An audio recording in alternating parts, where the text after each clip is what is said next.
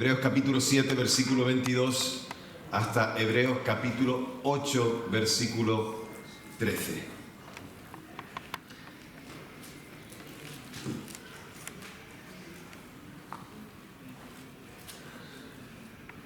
¿Lo tenéis? Pues dice la palabra del Señor: de igual manera, Jesús ha sido hecho fiador de un pacto superior. A la verdad, muchos fueron hechos sacerdotes porque debido a la muerte no podían permanecer. Pero este, porque permanece para siempre, tiene un sacerdocio perpetuo. Por esto, también puede salvar por completo a los que por medio de él se acercan a Dios, puesto que vive para siempre para interceder por ellos. Porque tal sumo sacerdote nos convenía, santo, inocente, puro, apartado de los pecadores y exaltado más allá de los cielos. Él no tiene cada día la necesidad, como otros sumos sacerdotes, de ofrecer sacrificios, primero por los suyos propios o por sus propios pecados, y luego por los del pueblo. Porque esto lo hizo una vez para siempre, ofreciéndose a sí mismo. La ley constituye como sumos sacerdotes a hombres débiles, pero la palabra del juramento posterior a la ley constituyó al Hijo, hecho perfecto para siempre. En resumen, lo que venimos diciendo es esto: tenemos tal sumo sacerdote que se sentó a la diestra del trono de la majestad de los cielos, ministro del lugar santísimo y del verdadero tabernáculo que levantó el Señor y no el hombre. Porque todo sumo sacerdote es puesto para ofrecer ofrendas y sacrificios, de ahí que era necesario que él también tuviera algo que ofrecer. Si estuviese sobre la tierra, ni siquiera sería sacerdote, porque ya hay sacerdotes que presentan ofrendas según la ley. Ellos sirven a lo que es figura y sombra de las cosas celestiales, como se le había advertido a Moisés cuando estaba por construir el tabernáculo, diciendo: mira, harás todas las cosas conforme al modelo que te ha sido mostrado en el monte. Pero ahora Jesús ha alcanzado un ministerio sacerdotal tanto más excelente por cuanto es mediador de un nuevo pacto superior, que ha sido establecido sobre promesas superiores. Porque si el primer pacto hubiera sido sin defecto, no se habría procurado lugar para un segundo, porque reprendiéndoles dice: he aquí vienen días, dice el Señor, en que concluiré con la casa de Israel y con la casa de Judá un nuevo pacto. No como el pacto que hice con sus padres en el día que los tomé de la mano para sacarlos de la tierra de Egipto.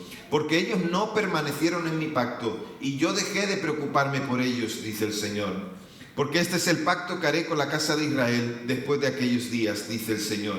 Pondré mis leyes en la mente de ellos y en su corazón las inscribiré.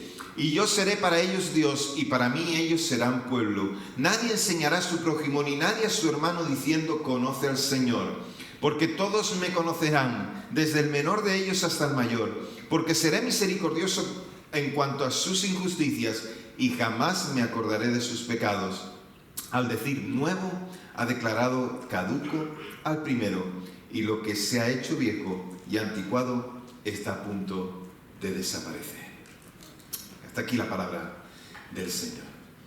Lo necesitábamos. Hay muchas cosas en nuestra vida, no sé si te pregunto por algo que tú dices: yo necesitaba tener esto en mi vida. Y hasta que no lo tuve, pues evidentemente, o hasta que no lo experimenté, pues entonces no pude ver la diferencia.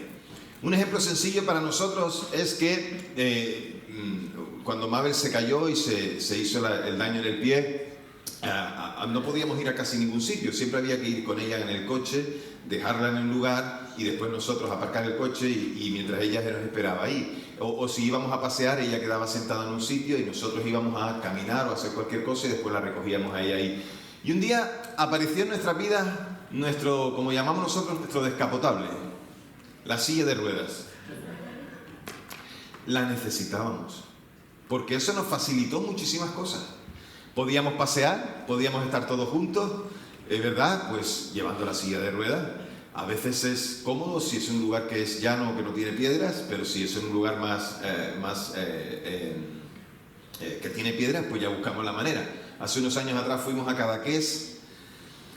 ¿Lo cuento? Sí, ya se está riendo.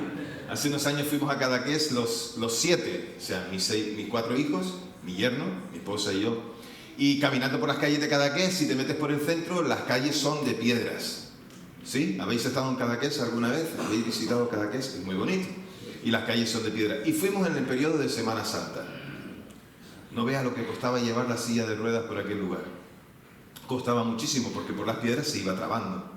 Así que a mis hijos, que les gusta más un vacilón que comer, dijeron, pues como estamos en Semana Santa, la llevamos en procesión. Así que nos pusimos uno por cada lado, mi yerno, mi hijo Bernabé, mi hijo Pablo y yo, la levantamos en la silla y la íbamos llevando, íbamos haciendo un paso de Semana Santa. Y íbamos cantando, rom, rom, rom. Lo pasamos súper bien, nos íbamos riendo, estábamos solos en la calle, la gente nos veía tal vez, pero nosotros nos lo pasamos muy bien. Necesitábamos la silla de ruedas. Por otro lado, después el Señor nos cuida siempre y nos da aquello que necesitamos. Y siempre nos da un poco más, nos mima. Nosotros teníamos una tele, cuando vivíamos en Madrid, teníamos una tele que era, pues, del tamaño más o menos del soporte donde pongo el iPad, el púlpito este. Era muy pequeñita. Cuando veíamos el fútbol, teníamos que decirle a algunos de los hijos, especialmente era Pablo, porque era el pequeño, Pablo, levántate y mira a ver cuánto va el resultado y cuántos minutos quedan. Era tan pequeñita que no conseguíamos verla. Y después resulta que llegó una persona a nuestra casa un día y dice, oye, venga, acompáñame que tengo que ir a hacer unas compras. Pues vamos. Y con las compras eran que nos compraron un televisor un poco más grande que esto. Entonces ya no había que levantarse para mirar. ¿Lo necesitábamos? No. Pero nos facilitó un poco las cosas, sí. ¿Por qué? Porque el Señor cuida. Porque el Señor cuida. ¿Cuántas cosas son las que necesitamos? Pero muchas cosas de estas cosas que pensamos que necesitamos son materiales.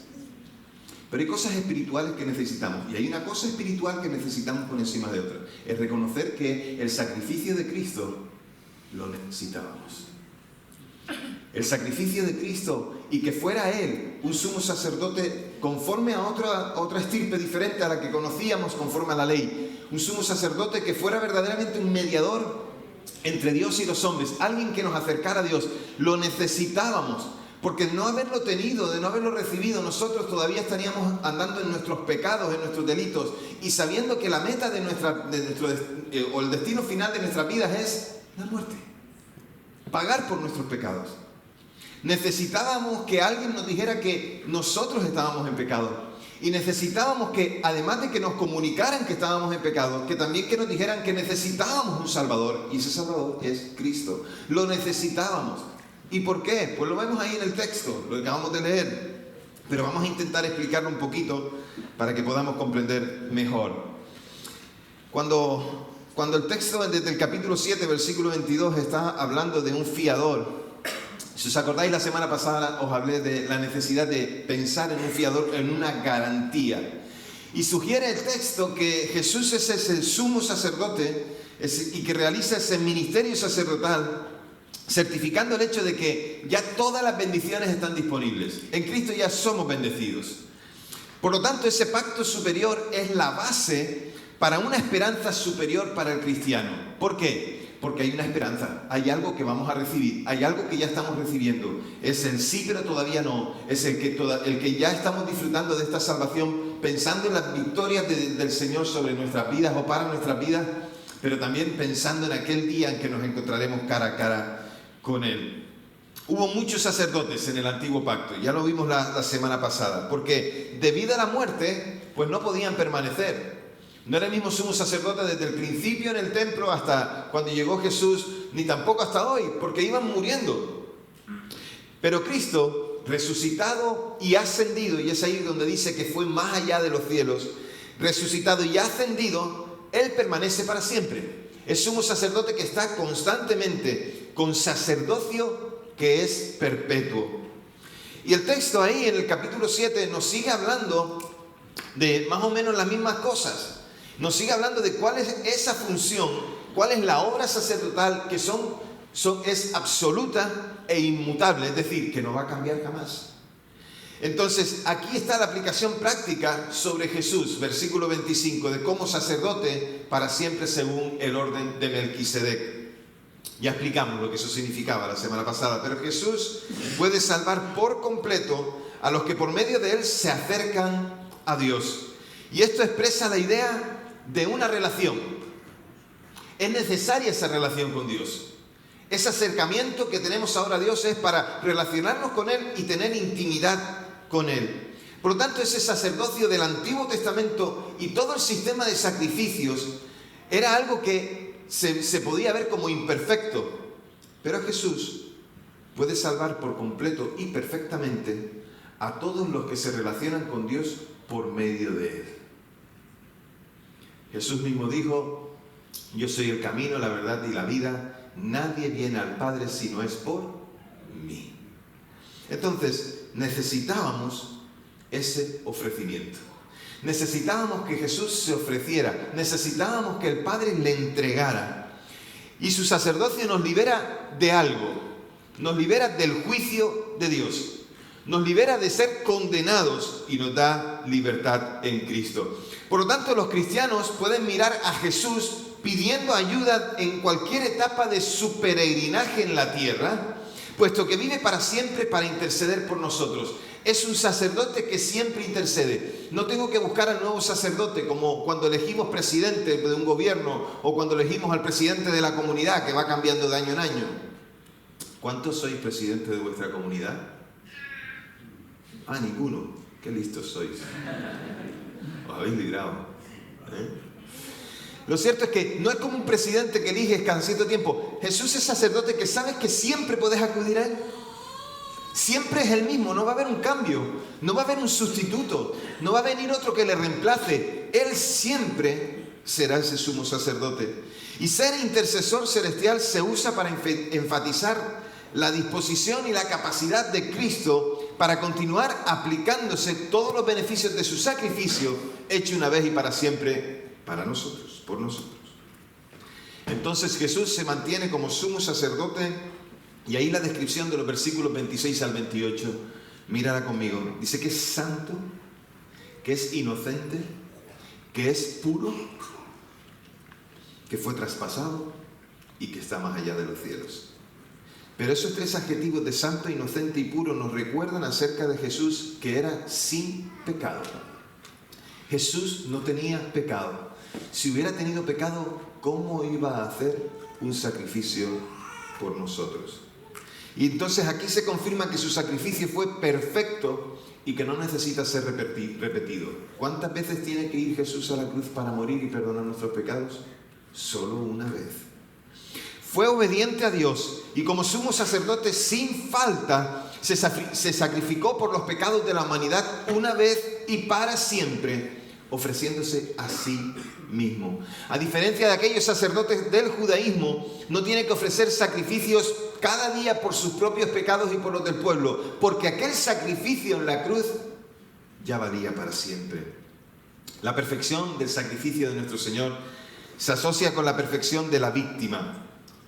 Y Jesús también satisface nuestra necesidad como sumo sacerdote, porque ahora es apartado de los pecadores, separado de los pecadores y exaltado más allá de los cielos. Es decir, Jesús ya no está entre nosotros, ha dejado su Santo Espíritu, intercede delante del Padre por todos nosotros a la diestra del Padre.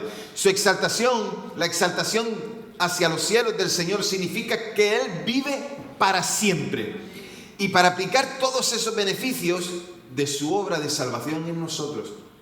Si Él está a la diestra del Padre, todos los beneficios que Dios ha prometido para nosotros se están cumpliendo desde ya. Por lo tanto, la diferencia está en que la ley de Moisés designaba como sumo sacerdote a hombres débiles, que el Salmo 110:4 nos dice que señala que el Hijo será sumo sacerdote conforme a otro orden diferente. Algo que se basaba, algo nuevo, algo que tuvo que ser anulado y reemplazado por algo nuevo y diferente y con mayor valor. Lo que está diciendo es que está calificado para cumplir ese papel de ser hecho perfecto para siempre por medio de una vida obediente y su muerte en sacrificio por su entrada al reino de los cielos, a la presencia de Dios, a la diestra del Padre. Sigue ahondando lo mismo que veíamos, afirmando a Jesús como Señor. Y el capítulo 8 vuelve a insistir. Yo cuando leo el texto digo, ¿por qué tuvo que repetirlo tantas veces? ¿Por qué pensáis que tuvo que repetirlo tantas veces? Pues porque aquellos lectores posiblemente eran un poquito duros de mollera. ¿Entiendes esta expresión? ¿Entiendes lo que es ser duro de mollera? ¿Que te cuesta entender o te cuesta asimilar? ¿O que te cuesta reconocer o que te cuesta pensar sobre eso? La repetición constante de esto ayudaba a aquellos que estaban recibiendo la carta a que estuvieran seguros del valor de aquellas palabras, del valor de aquel sacrificio. Y esto es también para nosotros.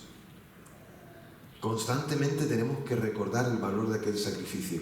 Porque a veces suceden cosas en nuestro alrededor, a veces hay cosas en nuestra vida que nos quitan la mirada de lo que es importante. Nos quitan la mirada del Señor. Y entonces tenemos que recordar todas estas cosas para que sepamos cuánto costó el sacrificio de Jesús por nosotros. Ese capítulo 8 sigue diciendo, fíjate que dice, y en resumen, o sea, para explicar todo lo que he explicado durante los 7 primeros capítulos, este capítulo 8, necesitamos y tenemos siempre el tipo de sumo sacerdote que se ha descrito ahí. Y aquel que se sentó a la diestra del trono de Dios, de la majestad de Dios en los cielos, es el Señor de la majestad sobre todas las cosas. Aquel lugar del trono celestial se puede describir como el lugar santísimo. Y ese es el verdadero tabernáculo que el Señor levantó. Y ese es el verdadero tabernáculo y no el que levantó el hombre. Fijaros que dice que el verdadero tabernáculo es una realidad celestial sobre la cual fue diseñado y hecho el tabernáculo de Moisés. Se le dio instrucciones donde allí estaría la presencia de Dios, donde Moisés entraba para hablar con Dios y traer palabra para el pueblo. Moisés entraba, hablaba con Dios, Dios hablaba con él, le daba instrucciones, la llevaba al pueblo. Aquel tabernáculo y después el templo es esa definición de aquellas sombras o figuras de las cosas celestiales. Porque el templo perfecto es Dios mismo. Dios es la presencia en la cual necesitamos entrar. Y cualquier cosa en la tierra son cosas hechas en la tierra. Por mucho que queramos, nuestra adoración es al Dios que vive en espíritu, al Dios que es espíritu. Entonces, el principio general de que todo sumo sacerdote es puesto para ofrecer ofrendas y sacrificios significa que Jesús también tuvo algo que ofrecer y se ofreció a sí mismo. El sacerdocio de Jesús es de un orden diferente.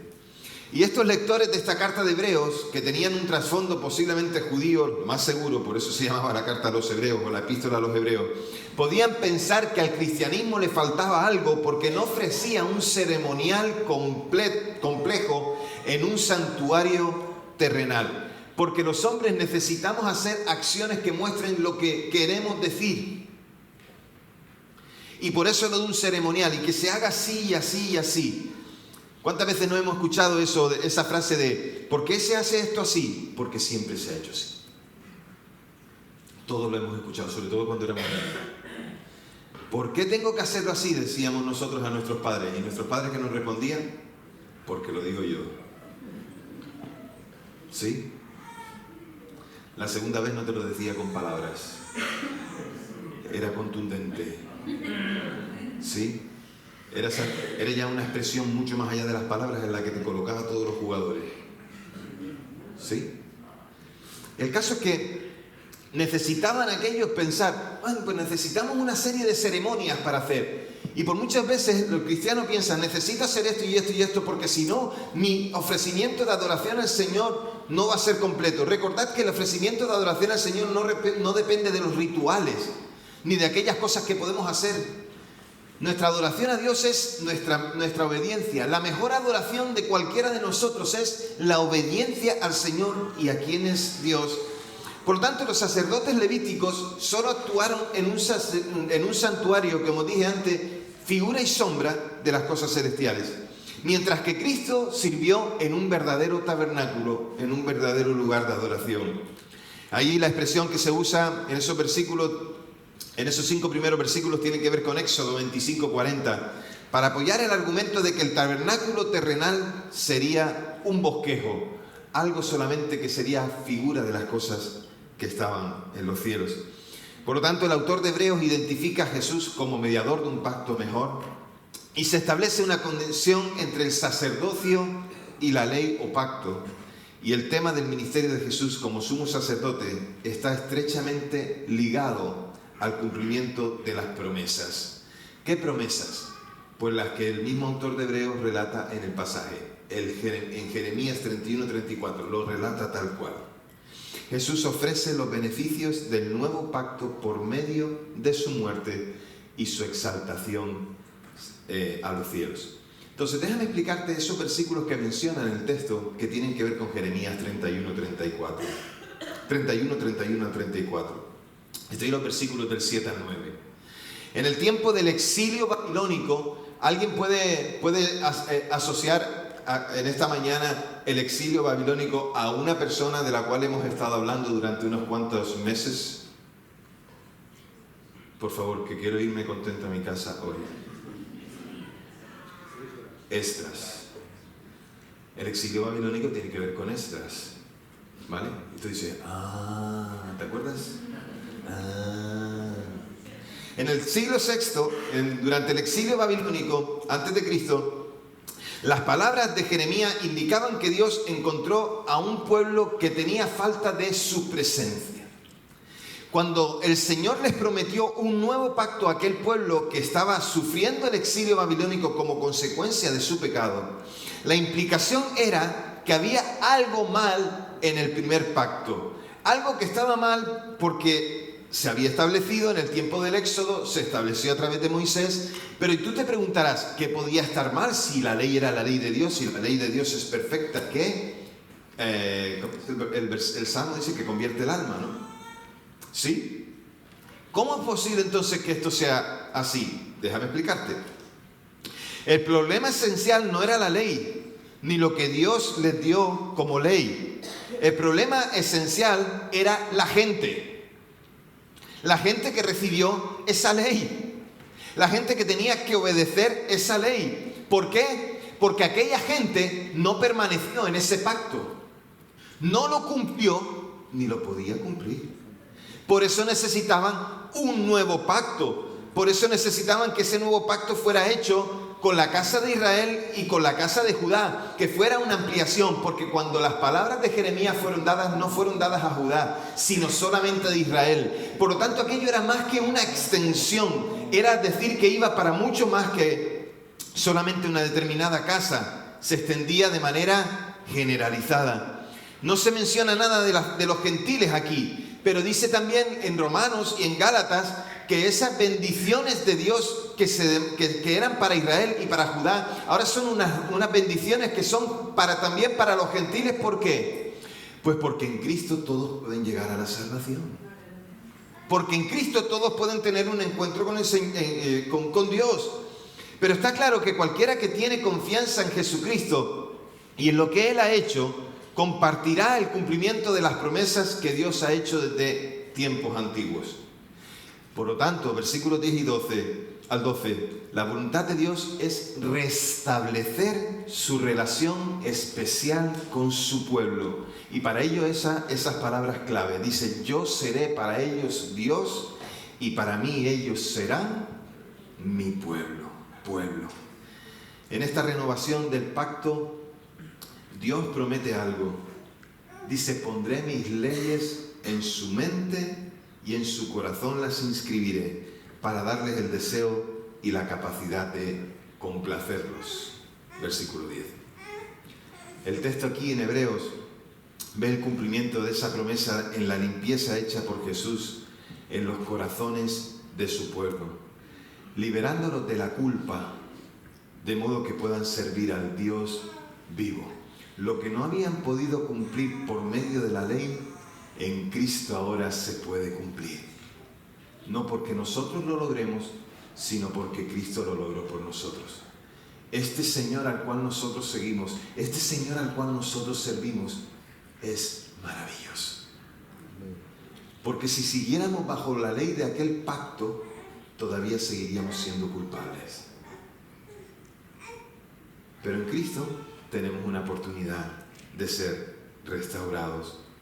Hebreos ve el cumplimiento de esta promesa así. Y Dios también nos prometió por medio de Jeremías que todo miembro del nuevo pacto le conocería directamente y personalmente. y desde el menor de ellos hasta el mayor, todos. Porque la palabra porque en el versículo 12 muestra que la base de esas promesas es la seguridad de una limpieza definitiva del pecado. Dice, porque seré misericordioso en cuanto a sus injusticias y jamás me acordaré de su pecado. El nuevo pacto a través de ese sumo sacerdote, de ese mediador, de ese que se pone como el que reconcilia, el que dialoga, el que acerca a las partes, Jesús nos permite tener una limpieza total de pecado en nuestras vidas. La necesidad del sacerdocio, el santuario y el sistema de sacrificios del antiguo pacto ya ha sido eliminada. Esto hace posible que todos los que se acercan al Señor, gente de toda raza, de toda lengua, de toda cultura, se acerquen a Dios por medio de Jesús y solamente a través de Jesús. La palabra claramente nos dice que solo hay un mediador entre Dios y los hombres y su nombre es Jesucristo. Aunque Dios no dice nada específico sobre esto en la profecía de Jeremías, al decir nuevo, ha declarado caduco al primero. Por eso cuando tomamos la Santa Cena hablamos del nuevo pacto en su sangre. No hablamos del pacto en la ley, hablamos del pacto en su sangre. Aquella ley era preparatoria a lo que había de venir. Y Cristo es lo que esperábamos. Por lo tanto, lo necesitábamos. Necesitábamos que Dios tuviera esta compasión por nosotros. Piensa en ello, medita en ello. Necesitábamos que Dios tuviera esta compasión por ti y por mí. Necesitábamos que Jesús estuviera sentado a la diestra de Dios en el trono. Necesitábamos que Él intercediera por nosotros y le reconociéramos como sumo sacerdote. No hay que buscar ninguno nuevo. Jesús es el que está sentado. Necesitábamos que Jesús fuera el que ministrara en el santuario celestial. Porque allí es donde realmente hay que ministrar. Allí es donde realmente se pide perdón por los pecados de la humanidad. Con la sangre que se presenta. Y recordad que la sangre que se presenta es donde está la vida. No era el cuerpo en sí, sino la sangre presentada. Porque en los sacrificios que se hacían en el Antiguo Testamento, lo que se presentaba para pedir perdón y ser perdonados era la sangre. Jesús muestra y entrega su sangre. Nuevo pacto en su sangre. Iglesia, necesitábamos esta seguridad. Necesitábamos hoy recordar todas estas cosas. Necesitamos decir, no, es que ya esto yo me lo sabía. Pues si lo sabías, ¿por qué no lo llevas a cabo? Pues si ya te lo sabías, si ya tú dices, esto ya lo tengo ya, pues ¿para qué lo voy a hacer? Esta es la seguridad y la felicidad de cada uno de los que son hijos de Dios. Que este sumo sacerdote eterno es capaz de salvar hasta lo sumo en todos los tiempos y en todos los casos. La misericordia que a nosotros nos alcanzó es digna de ser reconocido. Y seguramente nos conviene desear una nueva espiritualidad y una nueva santidad. Y solamente lo podemos tener en Cristo. Mucho más allá de lo que se ve en el Antiguo Testamento. Porque nosotros tenemos una ventaja con respecto a aquellos que estaban antes de la venida de Cristo. Conocemos las cosas que aquellos que estaban antes de Cristo no llegaron a conocer. Nosotros sabemos acerca de ese sacrificio, sabemos acerca de la muerte y de la resurrección del Señor, sabemos de su ascensión a los cielos, sabemos que está a la diestra del Padre. Nosotros tenemos ventaja, pero también mayor responsabilidad. Somos aún más responsables por estas cosas. Mirando la santidad de Cristo, que no tuvo pecado, Él está libre de todos los hábitos del pecado. No tuvo ninguna disposición a ceder ante ello, porque siempre se refugió en su Padre Celestial. En Él no había ningún pecado, ni la más mínima intención en pecar, aunque la ley, aunque la hay en cada uno de nosotros. Jesús no tenía intención en pecar, pero nosotros sí. Por eso necesitamos a ese Salvador que no pecó. Difícil es, yo lo sé, mantenernos puros como para no participar de la culpa de los pecados de los hombres. Yo sé que es difícil. Es difícil vivir en la santidad de Dios. Es difícil vivir en la pureza de Dios. Es difícil vivir apartados totalmente para el Señor. Pero nadie tiene que desfallecer en el intento de lograrlo. Es decir, cada uno de nosotros tiene que esforzarse porque aquel que nos ha amado nos ha conquistado y nosotros hemos decidido seguirle. Nos debemos esforzar por él. Que tengamos la seguridad, iglesia, de que Él nos librará siempre de toda prueba. Él nos librará siempre de todo sufrimiento. Él siempre nos llevará a un tiempo de prosperidad en nuestras vidas. Y no solamente pienses en lo económico cuando hablamos de prosperidad. De prosperidad se habla de paz, de tranquilidad, de sosiego, de gozo, de familias fundadas en Cristo, fundamentadas en Cristo, de una iglesia que le sigue a Él y que se somete a Él. Estamos hablando de esas cosas. En el tiempo también en el que cuando lleguemos a la presencia del Señor, sabemos que seremos libertados, que seremos completamente libres, porque ya el pecado no actúa como un acusador sobre nosotros, pues Cristo nos libertó. La santidad de Dios, tal y como Él es, no es alcanzable por nosotros. Pero Él nos invitó a ser santos como Él es santo. Y si amamos a Dios, esto debe ser una realidad en nosotros. Y cuando hablamos de que todas las promesas se cumplen y de que Él está sentado a la diestra de Dios, quiero que sepas algo. No importa la prueba por la que estés pasando, Dios siempre va a tener a alguien a su diestra que va a estar intercediendo por nosotros, y su nombre es Jesucristo. Iglesia, ¿tienes pruebas? No las pruebas de tus errores que estás sufriendo como consecuencia. ¿Tienes pruebas por causa de tu fe? ¿Tienes dificultades en tu vida en este tiempo? ¿Tienes cosas en las que tú dices, yo no puedo caminar más, yo no puedo avanzar más? ¿Tienes situaciones en las que te gustaría tirar la toalla? Déjame decirte algo hoy que necesitas escuchar. Jesús, nuestro sumo sacerdote, sigue sentado a la diestra del Padre. Él está intercediendo por cada uno de nosotros. Tu prueba tiene fecha de caducidad.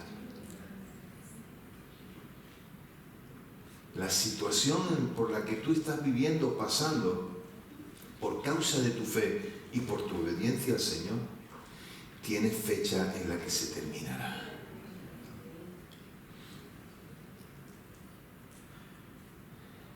Porque Él sabe tu nombre, sabe tu situación y sabe además de que tienes necesidad.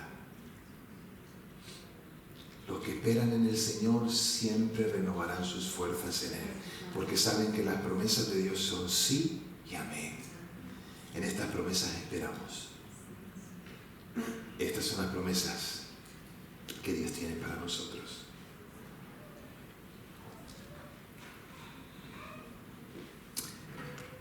No nos atrevamos a acercarnos a Dios o a presentarle nada, sino en Cristo y a través de Él, dependiendo siempre de sus méritos y siempre de que Él medie entre nosotros. Porque somos aceptados por el amado. El Señor nos acepta. El Señor está en medio de nosotros. Y en toda obediencia y adoración sabemos o debemos mantenernos cerca de la palabra de Dios, que es la única norma, única y perfecta. Escribiré mis leyes en sus corazones.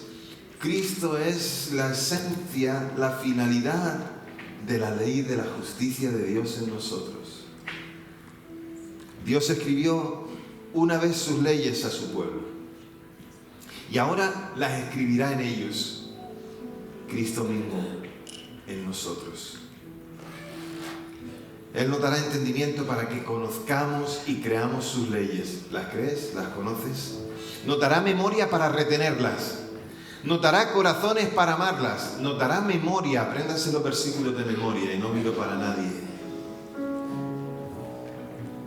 Nos dará memoria para conocer la Escritura, para saberla, para vencer la tentación. Necesitamos esas promesas y necesitamos tenerlas y necesitamos vivirlas. nos dará corazón para amar esa ley, nos dará también valor para anunciar sus promesas de salvación y su salvación, y nos dará también el poder para poder llevarlo a la práctica. No digas no puedo si en Cristo confías. El no puedo no puede estar en la boca de un hijo de Dios, porque Él ha prometido que estaría con nosotros todos los días hasta el fin del mundo. Yo te sustentaré, yo te llevaré, te agarraré de tu mano derecha y te llevaré donde yo diga que te voy a llevar. En una época de mi vida tenía que recordarme a mí mismo que yo soy quien Dios dice que soy, que yo puedo hacer lo que Él dice que puedo hacer, que puedo ir a donde Él dice que puedo ir y que puedo decir lo que Él dice que quiero decir, que tengo que decir. Este es Dios. No digas no puedo, porque sigue intercediendo por ti. Porque si tu nombre está escrito en el libro de la vida, Dios sigue cuidando de ti. Con un nuevo corazón, iglesia, encontraremos que servir a Dios es nuestro mayor gozo. Servir al Señor tiene que ser una alegría. Y bajo el nuevo pacto de Dios, la ley de Dios que está en nosotros, Cristo mismo, no es más un conjunto de reglas o principios externos. El Espíritu Santo nos recuerda siempre las palabras de Cristo, activa nuestra conciencia, influye en nuestros motivos y deseos y hace que deseemos obedecer. Yo quiero hacer tu voluntad, Señor. El Espíritu de Dios trabajando en nosotros. Yo quiero hacer lo que tú me dices que tengo que hacer. Porque hacer la voluntad de Dios ahora es algo que deseamos con todo nuestro corazón y con toda nuestra mente, porque somos sus hijos, somos su pueblo, somos herencia suya. Iglesia, un derramamiento del Espíritu de Dios hará que sea eficaz la administración del Evangelio, hasta tal punto que Dios hará que eso se multiplique. Multiplicará el número de los que han de ser salvos. Llegarán personas de todo lugar y de todos los contextos, porque querrán tener un encuentro con el Señor y se convertirán de sus malos caminos a un nuevo camino en el Señor. Y debemos orar y debemos trabajar como iglesia para que esta promesa se cumpla ahora, aquí, en nuestros días. Oremos por ese avivamiento, para que puedan ver al sumo sacerdote, al Señor exaltado en los cielos. Oremos para que esta promesa se cumpla y que la mano del Señor esté con cada uno de los que predican la palabra, a los que predican a grandes y a pequeños, a los que predican a los sabios y a los necios, para que la palabra sea entendida y para que la palabra pueda convertir al Señor a aquellos que le necesitan. Y esto nosotros lo necesitábamos y hay otros que lo necesitan. Por lo tanto, hoy nos debemos preguntar si somos enseñados por el Espíritu Santo a conocer a Cristo, de modo que le amemos, le temamos, que confiemos y obedezcamos, tal y como le agradaría. Porque todas las vanidades de este mundo, los privilegios externos o las cosas que son de la religión, todo eso se va a desvanecer, se va a perder. No tienen fundamento. Y todos los que confían en esas cosas vivirán en una eterna miseria, separados de Dios. Pero el que confía en ese sumo sacerdote podrá ver la gloria de Dios y podrá disfrutar de ella. Y disfrutar de la presencia de Dios no solamente allí, cuando estemos al lado de Él. Aquí podemos disfrutar de la presencia de Dios también. Porque Él sigue siendo consuelo, sigue siendo ayuda, sigue siendo nuestro soporte. Él es Dios. Es nuestro Dios. Nuestro buen Dios. Ponte de pie, por favor, si me acompañas.